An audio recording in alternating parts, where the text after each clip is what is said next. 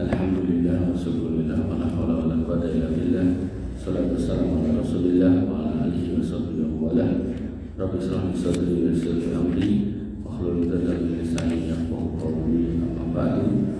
Bapak Ibu yang dirahmati Allah, alhamdulillah kita bisa bertemu lagi di majelis yang dirahmati Allah insyaallah, yaitu membahas kitab Bulughul Maram. Kalau tadi Riyadhus Shalihin di Bulughul Maram, dan kita sampai di bab bejana pada hadis yang nomor 18 dari Hudzaifah bin Yaman radhiyallahu anhu, berkata, qala Nabi sallallahu alaihi wasallam, sabda Nabi sallallahu alaihi wasallam, la tasrafu fi aniyati dzahab wal fiddah.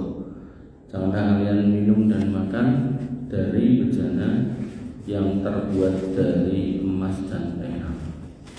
Jadi sebagai wadah ini berlaku umum, laki-laki dan perempuan tidak boleh sebagai wadah. Tapi nanti kalau sebagai perhiasan, laki-laki perak boleh, perempuan emas boleh, perak ya boleh juga. Kemudian wala ta'kulu fi sihafihima, dan janganlah kalian makan dari piring-piring yang terbuat dari keduanya sama. Fa innaha lahum fid dunya, karena bejana-bejana dari emas dan perak ini untuk orang-orang kafir di dunia, walakum fil akhirah, dan untuk kalian di akhirat. Muttafaqun alaih. Syekh Utsaimin mengatakan hadis ini menjadi indikasi tentang haramnya makan dan minum menggunakan bejana yang terbuat dari emas dan perak. Jadi makanannya enggak kemudian jadi haram ya, tapi pemakaian bejananya. Karena asal dari larangan adalah haram. Diperbolehkan menggunakan bejana terbuat dari emas dan perak selain untuk makan dan minum, karena larangan tersebut berlaku jika digunakan untuk makan minum. Makanya tadi kalau dipakai untuk perhiasan, laki-laki boleh pakai perak. Kalau dipakai untuk perempuan, maka perempuan boleh pakai emas.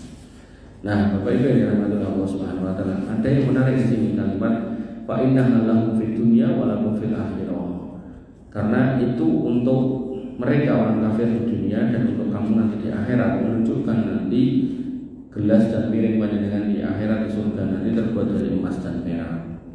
Dan ini juga menjadi dalil oleh sebagian ulama yang berpendapat apa yang diharamkan buat kita hari ini di dunia nanti di akhirat itu dihalalkan. Sebagai contoh, misal disiapkan surga, di dalamnya ada sungai 4 rasa, air putih murni, kemudian susu yang tidak berubah warnanya, kemudian madu, dan kemudian satu lagi ciu. Nah, sehingga nanti ada ulama yang berpendapat mereka yang melanggar larangan minum ciu atau khamr di dunia, nanti di akhirat kalau menuju surga enggak boleh minum. Mana mantau. Makanya mendingan dengan poso sakniki, ben mangkuas-kuaske. Ojo kok diuwi jenengan ambil meneh to. Ya, makanya Bapak Ibu yang dirahmati Allah Subhanahu wa taala, ya, sebab itulah ulama ketika membahas ini dari sisi fikih ketemunya seperti itu, dari sisi akidah ketemunya seperti itu. Nah, kemudian hadis berikutnya nomor 19, wa an Ummi Salamah radhiyallahu anha, qala dari Rasulullah radhiyallahu anha, beliau berkata, qala Rasulullah sallallahu alaihi wasallam bersabda, alladzi yasrafu fi ina'in fiddah innama yujarjiru fi batnihi nar jahannam.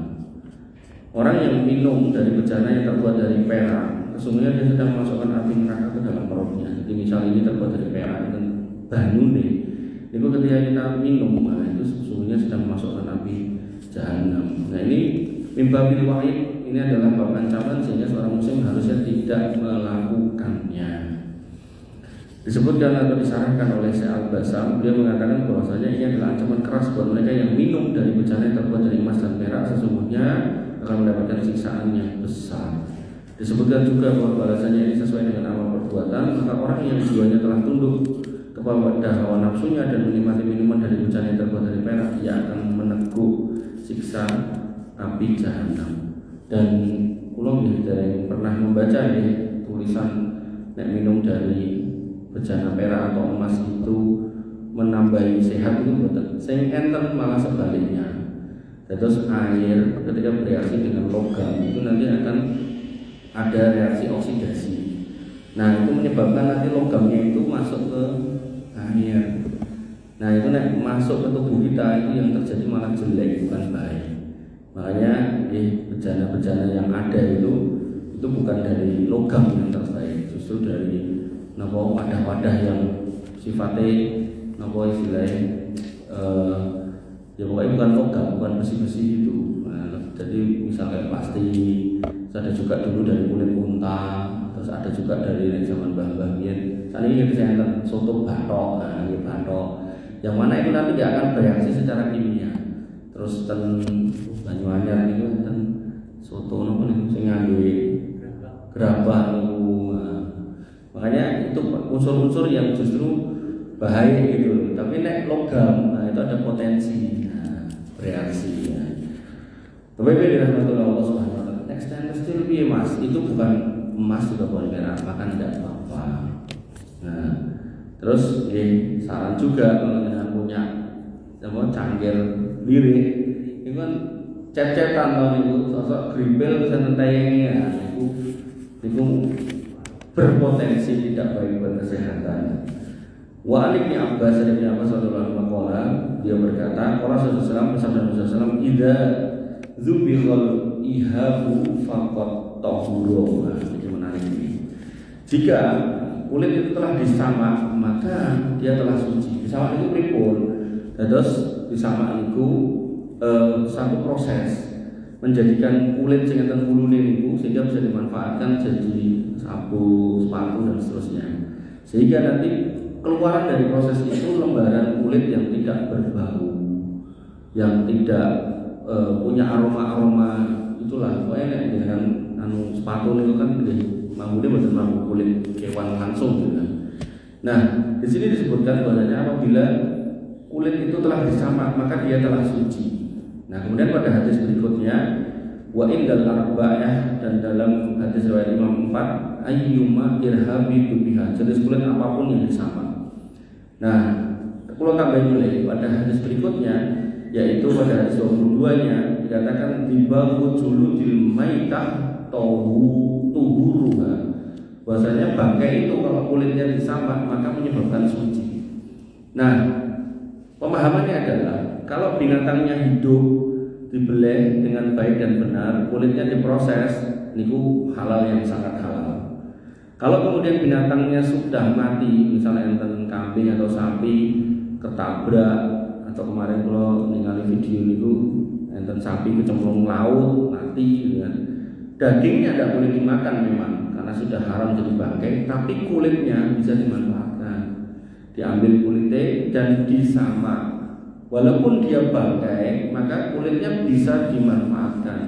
Namanya disamak berarti mungkin keluarannya ikat pinggang, kulit, terus mungkin jaket, mungkin nopolah, yang jelas bukan dimakan. Nanti ada dia, wah itu dimanfaatkan, batak sama, usai-usai, tidak boleh. Nah, kemudian walaupun tadi dikatakan ayyuma ihabin dubiko, bahwasanya kulit apapun yang disamak itu menjadi boleh untuk dimanfaatkan, maka hadis ini tidak kemudian menjadi dasar bolehnya memanfaatkan kulit babi. Jadi babi itu semuanya dari ujung moncong ini sampai buntutnya, sak sikil-sikile, sak kuku-kuku itu haram mutlak. Tidak boleh dimanfaatkan apapun dari babi itu. Mungkin ada yang memanfaatkan bulu babi itu tinggi kuas dan lah bulu ini pokoknya kita mas, dan buatan udah bulu, dan sing dibuatan bulu teni kok, dan butuhnya buatan bulu ini, pulau yang buatan dong, dan babi yang babi celeng itu kan bulu ini kan tuh, pokoknya ngomong itu aneh-aneh pokoknya, wabah dimanfaatkan. Nah mungkin enten manfaatkan gigi nih enten, sampai enten biaya gerah itu enten rumah sakit itu, itu lagi konangan dino-dino benane itu nama cium konang itu dicemplungi gentong itu, yang judulnya kan udah sudah punya wah menungso yang ini posisi lorong. Aku nak rangka dulu nama mati besi sakit. Bapak-bapak dirahmati Allah. 23 wa an Maimunah radhiyallahu anhuma, dari Maimunah radhiyallahu anhuma dia berkata, Mar Rasulullah SAW bisyatin yajurrunaha, bahasanya Nabi SAW melewati seekor kambing yang diseret oleh beberapa orang. Faqala, kemudian Nabi bersabda, lau akhadtum ihabaha, tidakkah kalian ambil itu kulitnya. Faqalu innaha maitah, ya Rasul ini udah bangkai. Jadi mereka merasa ini udah bangkai, tidak bisa dimanfaatkan. Faqala Nabi bersabda yutahhiru halma wal qaradun, bahwasanya air dari daun khoros ini bahan yang digunakan untuk menyamak orang Arab itu bisa mensucikannya. Nah sekali lagi proses menyamak ini tidak kemudian dijadikan sebab dia halal dimakan, tetap buatan asal. Sehingga umpami dengan ditawari atau ada dengan mendapati, kan di satu kampung itu kadang pas kurban itu kamelan boleh bakul terus kayak dosen-dosen Ethiopia ini moh gitu kan. Itu biasanya mau ditumpak-tumpuk gitu kan, dalam kodanan, rotok mambu, terus dia gak ngurus, mana nanti dengan itu ke daerah belum sambil kita waktu-waktu. Nah itu yang kami tawari dan kerso memang pendet, nah mau gue pendet, tapi sekali lagi untuk pemanfaatan luar bukan untuk dimakan. Kemudian wa Nabi Salabah dari Abi Salabah al-Khushani radhiyallahu anhu berkata, "Kuntu aku berkata bertanya ya Rasulullah inna bi ardi qaumin ahli kitab." Ini sudah ganti tema, yaitu tentang wadahnya orang kafir. Ya Rasul, kami pernah berada di kampungnya atau negerinya orang-orang ahli kitab. Afanakul fi aniyatihim, bolehkah kami makan dari wadah-wadah mereka, piring gelas mereka gitu kan. Qala kata Nabi sallallahu alaihi wasallam, la ta'kulu fiha, jangan kamu makan dari bejana-bejana mereka illa alla tajidu ghairaha, kecuali kamu enggak mendapatkan yang lainnya. Faghsiluha, kalau akhirnya kamu harus pakai maka cucian lagi, wa kulu fiha, dan barulah makan darinya. Ini menjadi dalil. Nggih, jane lho ya, jane niku nek pun cetha niku warung niku isine campur-campur. Senajan masakan Jawa ning campur, kaya ten pasar nongko niku enten. Masakan Jawa ning campur enten babine enten napa sarene. Iki malah kula ningali ten Instagram niku apunten sing sadene hubungan enten blogger niku video ngevlog. Bu ini apa? Ini tahu Arab. Regine pinten ya? Maunya berapa? Ditok kene cuilan-cuilan saren teman-teman ini. Munine tahu Arab santu luar biasa. Nek biyen kan saren, dideh, noleh. Istilah-istilah niku lho sakniki dadi tahu Arab. Nah, ten mriku ten pasar nopo niku enten warung Jawa, nek dina mlebet niki enten saren, enten babi, terus ten kok muhi ngalor notok tuk kiri sithik niku mungkin enten kafe biru, niku nggih daging babi digantung-gantung, tapi nggih menu liyane nggih enten. Nah, ini menjadi dalil dengan tidak boleh masuk ke warung-warung seperti itu. Kenapa? Karena dilarang oleh Nabi makan dari bejana orang kafir. Kenapa dilarang? Karena bejana orang kafir itu digunakan untuk masak masakan haram. Makanya saya Al-Basar mengatakan hadis ini mengandung larangan makan menggunakan alat makan yang orang kafir, Yahudi dan Nasrani, karena mereka tidak membersihkan najis dengan benar. Anjing itu harus dicuci, bejana yang dicuci anjing 7 kali. Yang pertama kali terakhir pakai tanah. Mereka buru-buru mangan bareng karo kewane gitu kan. Ngono rantek dikeke. Ngono nek kono rantek ditutukin. Maka nggih, orang Islam kalau tahu kayak gitu ya tidak mungkin ini akan tuntas membersihkannya. Makanya beliau mengatakan sebabnya itu. Bahkan kadang-kadang bejana-bejana yang mereka tempati untuk makan dan minum itu juga digunakan untuk minuman khamr dan untuk menempatkan daging-daging babi. Maka untuk menjaga diri dan berhati-hati adalah dengan tidak menggunakan bejana tersebut. Tapi nek tenan-tenan orang enek kejaba memang harus ke situ gitu kan. Benar-benar tidak ada misalnya benar-benar di negeri kafir semuanya orangnya non muslim mayoritas. Maka ya jenengan boleh pakai tapi suruh nyuci dulu lah. Alhamdulillah niki enten kertas minyak gitu jadi jenengan misal dahan wonten niku ten negara-negara kafir sangu kertas minyak dilene gitu. Tampung dua ya. Baik ya Allah Subhanahu wa taala. Hadis nomor 25 Wa Imran bin Husain dari Imran bin Husain radhiyallahu anhu dia berkata, "Anna Nabi sallallahu alaihi wasallam wa ashabahu tawaddu min mazadati imra'atin musyrikah." Nabi sallallahu alaihi wasallam pernah berwudu dari tempat air seorang wanita musyrik. Dikatakan oleh Syekh Utsaimin, al-mazadah yaitu ibarat dua tempat air terbuat dari kulit, di antara keduanya terdapat kaleng. Jadi wadah yang enten kulitnya judulnya kaleng. Nah di sini bukti bahwasanya kulit bangkai yang telah disalah menjadi suci, dan inilah dasar pendapat yang disampaikan oleh penulis. Dan ini juga menjadi dalil kalau konteksnya itu airnya wadah air, bukan wadah makan ya, bedakan ya. Tadi aniyah itu wadah makan, wadah minum, dan ini wadah air, tampungan air. Maka airnya suci dan mensucikan. Tapi nek buat wadah makan, nah, itu tadi tidak boleh kecuali kepoe-poe. Bapak Ibu yang dirahmati oleh Allah Subhanahu wa taala, kita masuk ke bab berikutnya, yaitu tentang menyambung bejana yang retak dengan perak. Misalnya dengan dada, cangkir birik atau cangkir stainless bolong. Jadi sambung bohong nanti alih-alih perak tak coba tak tambal dengan kuwi. Dikatakan di sini wa Anas bin Malik radhiyallahu anhu, dari Anas bin Malik radhiyallahu anhu, anna qadaha Nabi sallallahu alaihi wasallam inkasara. Bahasanya mangkok Nabi sallallahu alaihi wasallam pecah. Namanya pecah dari kan terbelah. Fatakhadha makana sya'bi silatan min fiddah. Maka beliau menyambung pada bagian cetak itu dengan silsilah itu rantai dari perak, punya rantai dari perak terus dicairkan bernyambung.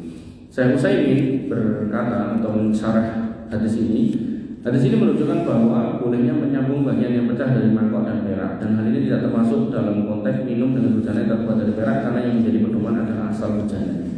Sehingga asal bejananya itu buatan perak, buatan emas, tapi karena pecah maka disambung dengan emas atau perak boleh. Artinya kalau buat nyambung tok boleh, dengan catatan tidak mendominasi, kan cuma buat nyambung. Kemudian masuk bab berikutnya, yaitu menghilangkan najis beserta penjelasannya. Anas bin Malik radhiyallahu anhu, dari Anas bin Malik radhiyallahu anhu berkata, "Suila Rasulullah SAW ditanya anil khamri tutakhadu khallan." Ditanya tentang khamr yang dibuat dari cuka. Itu sebuah proses fermentasi menghasilkan cuka.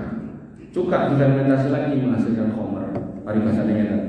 Enten ketan difermentasi jadi apa? Tape difermentasi boleh jadi sake. Nah, ditanya oleh seorang sahabat, apa hukum khamr dari cuka ini? Nabi SAW bersabda, tidak boleh, artinya dia tetap haram. Akhrajahu Muslim wa Tirmidzi. Syekh Al-Basri mengatakan hadis ini menunjukkan bahwa khamr itu haram, maka memprosesnya menjadi cuka tidak diperbolehkan, walaupun dengan cara memindahkan dari tempat yang sejuk ke tempat yang terkena sinar matahari dan sebaliknya. Tapi kalau khamr itu menjadi cuka dengan sendirinya tanpa melalui proses pembuatannya, artinya berubahnya menjadi cuka secara alami, maka diperbolehkan karena uang khamr itu sudah tidak ada. Hal inilah yang diperbolehkan dalam satu kaidah yang mengatakan hukum itu berjalan sesuai dengan sebabnya, adanya maupun tidak adanya. Nah, Bapak Ibu yang dirahmati oleh Allah Subhanahu wa taala, ini menjadi dalil kalau yang namanya khamr, alkohol itu ketika dimanfaatkan yang nanti konteksnya ditelan, maka itu tidak boleh. Ya, kemarin ada teman itu pegawai herbal yang dia bilang katanya, propolis katanya itu hanya bisa dilarutkan dengan alkohol. Saya bilang tidak boleh. Tapi kalau alkohol untuk pemakaian luar, misal untuk sterilisasi, membersihkan luka, atau mungkin walaupun di sini ada khilaf juga buat parfum, nah di situ masih sebagian ulama membolehkan. Tapi kalau untuk campuran obat, makanan, pelarut herbal itu tidak diperbolehkan. Kemudian bab berikutnya tentang hukum daging keledai peliharaan, keledai yang dipelihara, bukan keledai liar. Wa anhu radhiyallahu anhu dan dari Abu Hurairah radhiyallahu anhu berkata, lamma kana yaum Khaibar, pada hari menaklukkan Khaibar, amar Rasulullah SAW Abu Talha, Abu SAW memerintahkan, bahasanya Rasulullah SAW memerintahkan Abu Talha, fanada, dan kemudian memanggilnya, innallaha wa rasulahu yanhayanikum an luhumil khumur al-ahillah. Bahwasanya Allah dan Rasulnya melarang kalian untuk makan daging keledai peliharaan, fa innaha rijsun, karena itu rijis itu najis. Di sini diterjemahkan kotor, najis. Nanti ada riksun, ada rijsun. Nek riksun itu kotor, menjijikkan. Ning boten najis. Tapi kalau rijsun najis sehingga haram. Innamal khamru wal maisiru wal ansabu wal azlamu rijsun. Khamr, judi, kemudian mengundi nasib dengan anak panah, kemudian menyembah berhala, itu adalah rijsun, najis, haram. Tapi kalau riksun, nah itu kotor, menjijikkan tapi tidak najis. Contohnya apa? Kotor yang tidak najis. Apa Pak coba? Umbel itu loh. Nah, terus misalnya bedanya riksun sama riksun. Jenengan yang punya cucu masih kecil pakai pampers, jenengan pas sholat dengan gendong, delalah pampersnya pun kebak, ling dekep keseron. Mencotot. Pes banget, batal sholat jenengan, harus membatalkan diri, membersihkan diri dulu. Karena syarat sholat harus suci dari najis, ya kita nggak najis.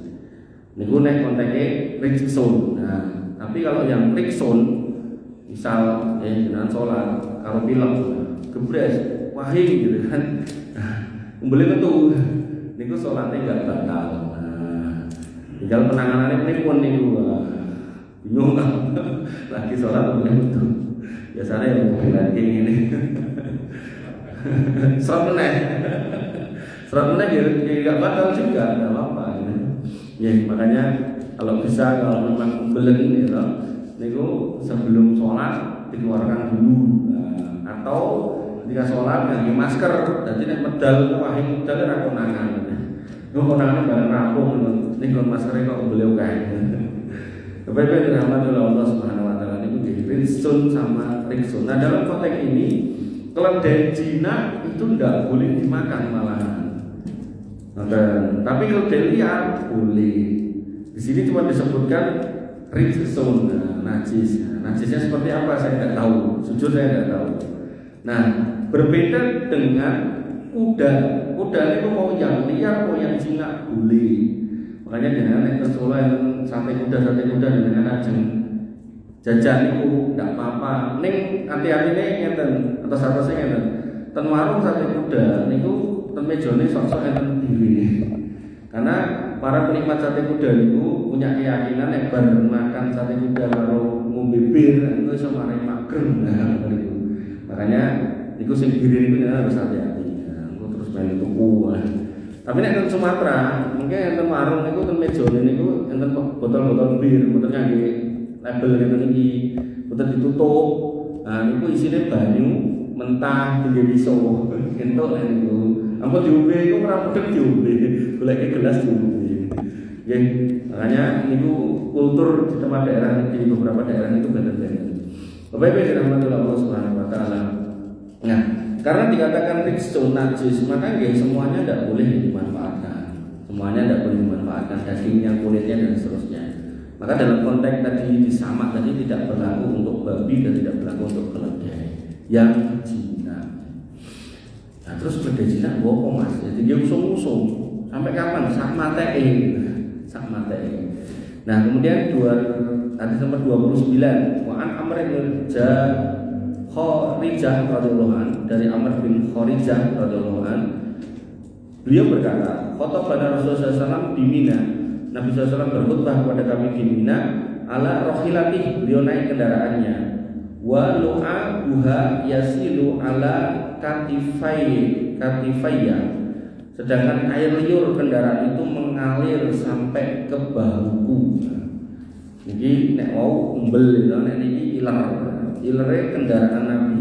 Syekh Utsaimin mengatakan hadis ini sebagai dalil bahwasannya air liur unta.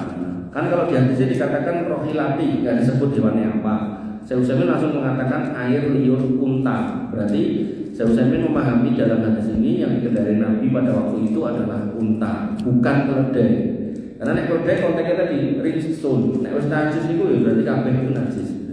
Nah, maka kembali ke sini menunjukkan bahasanya air liur unta itu suci dan tidak najis, dan ini merupakan kesepakatan ijma ulama sebagaimana Nabi SAW melihat air liur unta tersebut mengalir kepada Amr bin Kharijah dan beliau tidak memerintahkan untuk membersihkannya, dan ketetapan beliau terhadap sesuatu merupakan bagian dari sunnahnya.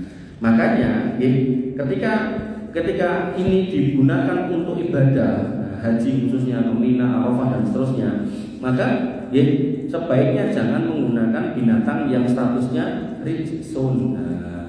Walaupun saat ini pun longko biaya haji lingkungan numpak hewan itu pun longko, rata-rata numpak bis gitu. Makanya Bapak Ibu dirahmati oleh Allah Subhanahu Wa Taala, niki buat jenengan kan saat ini kan lagi marak stable, tempat untuk naik kuda gitu loh. Nah mungkin terus naik sison terus kadang itu melaku teng kampung-kampung dan perumahan. Nah barangkali mungkin sing latihannya buat nganggo kuda, nganggo keledai gitu kan. Terus adalah pas dong sholat id, ustadz numpak niku gitu kan. Nah itu sebaiknya jangan naik niku karena nanti dikhawatirkan nanti kotorannya dan seterusnya itu mengotori. Karena status binatang yang sudah disebut rijsun ya otomatis kotorannya menjadi najis. Nah, adapun binatang yang halal dimakan seperti kuda, unta, sapi, kerbau, nah itu kotorannya tidak najis, cuman riksun. Riksun sama rijsun beda. Baik-baik dirahmati oleh Allah Subhanahu Wa Taala. Kemudian tentang air mani, gede-gede lagi sama apa ini? Siapa sih yang mimpi bahasa ngacung?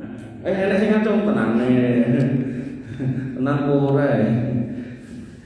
Wa Aisyah radhiyallahu anha, dari Aisyah radhiyallahu anha qalat, beliau berkata, kana Rasulullah SAW yaksilul maniya summa yakhruju ila shalah fi dzalika thawb wa ana anduru ila atharil ghusli fi, muttafaqun alaih. Rasulullah SAW mencuci baju yang terkena mani lalu keluar untuk sholat dengan baju tersebut. Terus misal bajunya yang terus di salah satu bagian yang kena mani, nah bagian itu yang dibersihkan. Nah lalu Nabi sholat menggunakan baju itu. Dan saya melihat, kata Ibunda Aisyah, bahwasanya ada bekas pada bagian yang dicuci itu. Berarti kan yang dilihat bekas cucian bagian itu berarti kan tidak dicuci semua, gitu. Nah dicuci semua ya benar terus kabeh kan gitu. Nah karena yang dicuci cuma di bagian itu toh. Di sana oleh Syekh Utsaimin, hadis ini mengindikasikan bahwa sepatutnya menghilangkan bekas mani baik dan telah kami nyatakan kesuciannya atau baik kami telah nyatakan kesuciannya atau kenajisannya. Mani itu tidak najis karena Rasulullah SAW tidak memerintahkan untuk mencucinya, mencuci semuanya, cuma dihilangkan. Mani dapat dianalogikan dengan sesuatu yang membuat malu jika diketahui, maka bagi seorang sepatutnya untuk menghilangkan dari bajunya. Itu secara fikih mani itu tidak najis, sehingga baju yang kena mani ya itu sebenarnya boleh digunakan untuk ibadah. Cuman menurut Syekh Utsaimin, kenapa Nabi menghilangkan itu? Nah, biar kemudian tidak malu kalau kemudian dilihat orang gitu. Terus kan kadang aromanya kan benten gitu loh. Kemudian wali Muslim dan dalam riwayat Imam Muslim, laqad kuntu afruquhu min thawbi Rasulullah sallallahu alaihi wasallam farkan. Saya pernah menggosok mani dari baju Nabi SAW, fayusolli fihi. Kemudian beliau sholat dengan baju tersebut. Nek mani ini basah, dikucap. Nah, ini mani ini kering, dikering. Begitu dikering ya sudah, nggak dikasih air. Gitu kan. Kemudian wafil lafdin lahu, dan kemudian dalam lafaz hadis yang lain dari Imam Muslim, laqad kuntu ahukuhu ba ya bisan bidurufiya min thawbi. Saya benar-benar telah menggosok mani yang kering itu dengan kuku saya, bahkan digosoknya dengan kuku. Dan tidak disebutkan tentang dia mencuci tangan setelahnya. Ini menunjukkan mani itu tidak najis.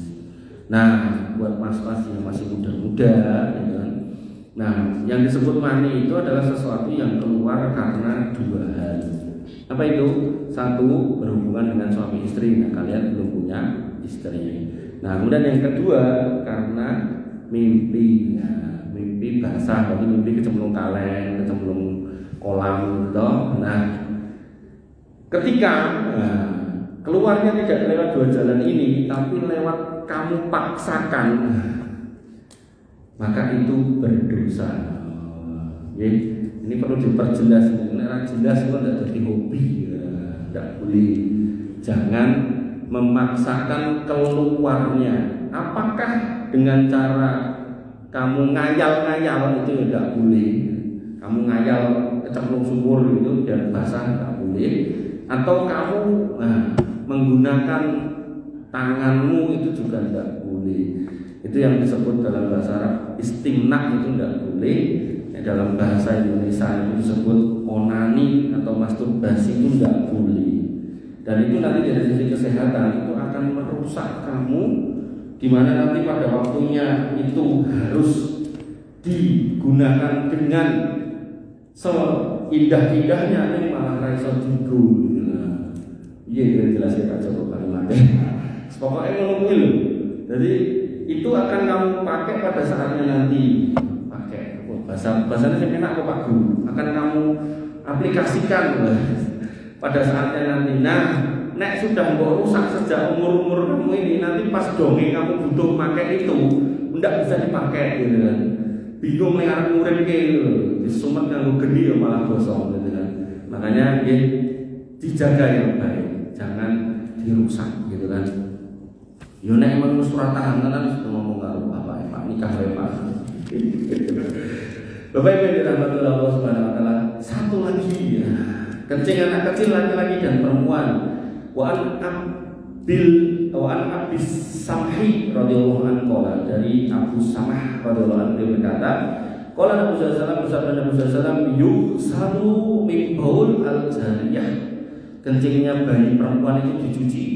Wa yurassu min baulil gulam. Nah, bayi laki-laki itu diperciki.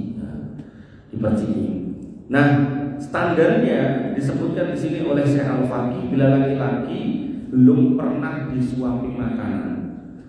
Jadi bayi perempuan itu umpami belum pernah makan kecuali ASI, air kencingnya najis. Tapi bayi laki-laki selama belum makan dari luar, artinya belum didulang nopo mawon, benar-benar cuma ASI, maka kencingnya itu cara bersihkannya cuma diperciki. Perciki ini berarti menciprati ngoten. Nah, aku senangnya tak kumbah Mas, monggo enggak apa-apa. Tapi nek jalan perciki itu sudah mensucikannya. Syekh Al-Bazam berkata di sini menceritakan bahwa menyebutkan bahwasanya kencing anak perempuan adalah najis bagaimana halnya najis yang lain, meskipun anak perempuan tersebut masih berada dalam masa menyusui, disusui ibunya. Maka sedangkan kencingnya anak laki-laki yang belum disuapi makanan apapun, maka dia lebih ringan najisnya. Berarti dia berpendapat itu najis, tapi lebih ringan karena tetap harus dibersihkan walaupun dengan diperciki. Jadi beliau berpendapat karena kita suruh memperciki, berarti itu ya najis, ini najis yang ringan. Makanya Bapak Ibu dirahmati Allah Subhanahu wa taala, fikih ini penting untuk kita ketahui. Sehingga tadi yang saya contohkan tadi dengan ada cucu pakai pampers, berarti pas digendong malah tembus, nyemprot itu kayak gitu. Nah itu dengan tadi sudah batal, dengan bisa salin dulu, kemudian baru ke masjid lagi atau mungkin melanjutkan di rumah. Mungkin ini yang bisa saya sampaikan materi fikih kitab Thaharah pada kitab Bulughul Maram. Ada yang mau nanyakan, Mas? Gimana?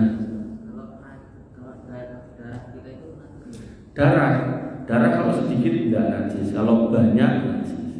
Sedikit itu contohnya misal kamu kesandung, pripun Pak? Keperang itu pun. Oh kena peso. Nah kena peso tetap tutup tidak sih. Nah misal contohnya sedikit itu misal apa namanya barangkali temanmu ada sing naro jarum sembarangan tidak ya, metu dikit gitu. Nah itu tidak apa-apa. Atau mungkin kesandung, pas jalan ke sini kesandung keluar dikit tidak apa-apa. Ya, tapi kalau banyak, nah itu nanti tetap harus dibersihkan. Ada lagi? Kotoran cicak. Cicak itu hewan yang diperintahkan untuk dibunuh.